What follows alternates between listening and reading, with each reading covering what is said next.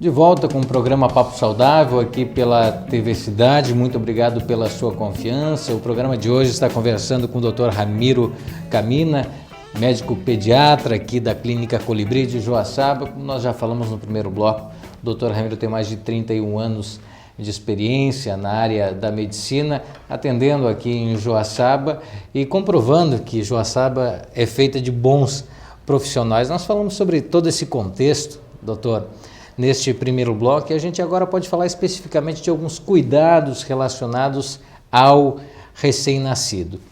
Muito se fala em amamentação. A amamentação, ela realmente é importante para a saúde desse recém-nascido? Bom, eu diria que a amamentação, ela é o mais importante de tudo, né? E quando a gente diz o mais importante, não é só no sentido de alimentar o recém-nascido, né? Nós temos hoje derivados aí de leites comerciais de toda a gama para todo tipo de situações. Só que o que nós fazemos especificamente, o que os meus colegas lá no hospital fazem, né? Então, logo o recém-nascido nasce, a primeira preocupação nossa é colocar ela em contato com o seio da mãe. Porque é desse estímulo que vai haver a liberação dos hormônios, né? E dessa liberação é que vai haver a estimulação para a liberação do leite.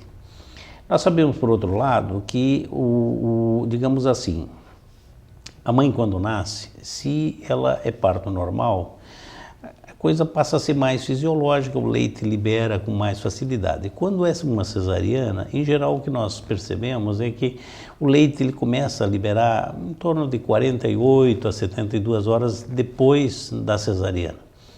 E esse é um período que nós temos que estimular ao máximo essa relação de mãe e filho, de choro, de tudo que possa estimular a mãe, para que o leite venha. Não existe mãe que não produz leite. Nós vemos muitas vezes que há um certo erro até em não se colocar o nenê junto com a mãe, em não haver esse estímulo.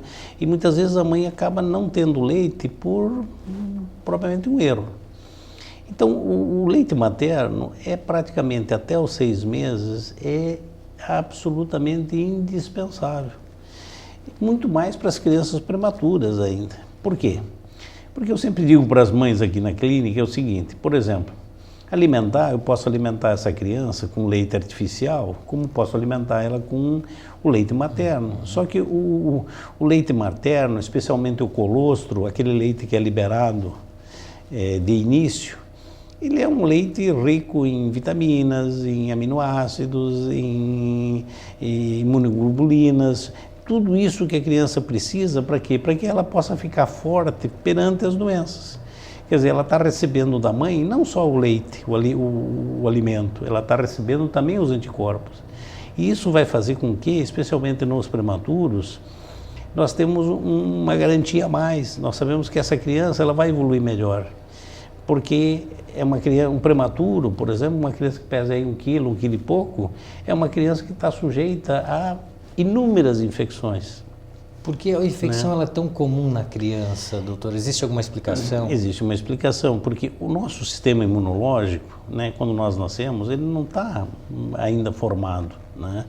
E nós vemos que essa evolução é normal. A criança adoece mais praticamente no primeiro ano de vida, ela adoece menos até os 2 anos, até os 3 aninhos, e praticamente daí para frente ela já convive normalmente. Ela tem uma infecção, essas infecção comum, mas não é. Agora, um prematuro são crianças que têm infecção grave. E essas infecções graves, com o auxílio do aleitamento, isso vai se tornar, fazendo com que a criança receba os anticorpos maternos, ela vai ter uma evolução melhor. Outra coisa que a gente sempre fala, às vezes eu vejo também o erro na própria amamentação. Nós sabemos que o leite, ele não é constante. O primeiro leite que desce do seio, geralmente ele é mais doce. Então, há uma tendência maior a dar cólica, né? Então, o que a gente vê muitas vezes, a gente estimula a mãe a dar primeiro o seio que estiver mais cheio. E o nenê, ele vai mamando, então ele vai sugando. Primeiro vai descer o leite mais doce e depois vai descer o leite mais gordo. Então, às vezes há até o erro, tem mães que mudam, alternam muito repetitivamente de um seio para o outro. Isso também é uma causa, às vezes, de erro na amamentação. Doutor, depois desse período em que o bebê ficou apenas com a amamentação como o alimento, existem alguns alimentos que são indicados para contemplar esse cardápio da criança? Existem algumas indicações para isso? Exatamente. O que normalmente nós fazemos é o seguinte: os primeiros 6 meses nós dizemos que o alimento materno é o suficiente, a mãe não precisa lançar mão de nenhum tipo de papinha ou de sopinha ou coisa assim, porque o alimento materno ele é completo, ele tem lá proteína, gordura, hidrato de carbono, vitaminas, sais minerais, enfim, ele é completo. Se após os 6 meses a mãe quiser ir introduzindo algum alimento, nós não vemos por que não haver a introdução. A criança vai tendo contato então com papinhas, geralmente é assim, a criança já tem todas as enzimas, a digestão se faz normal, então a introdução de papinhas, de sopinhas, eventualmente danoninho, sucos, né, frutas.